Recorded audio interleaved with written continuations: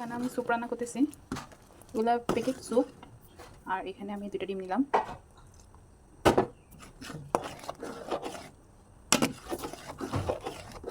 এভাবে করে একটু একটু করে ডিমগুলো দিয়ে দিলাম।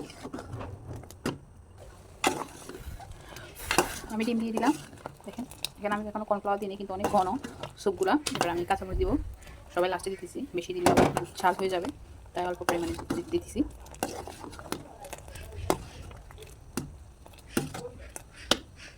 স্যুপের সাথে এখানে ফ্রেঞ্চ ফ্রাই করবো, আমি একটু সবাই ঝাল খাই তাই একটু ঝাল দিলাম। আর এগুলো আগে থেকে সিদ্ধ করে নিয়েছি।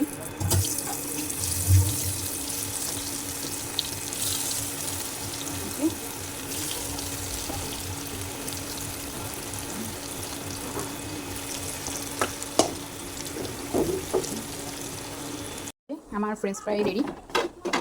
আর ওগুলো কিন্তু অনেক সুন্দর হয়েছে, দেখেন অনেক সুন্দর মতো হয়েছে। কেমন হচ্ছে বলেন তো সবাই?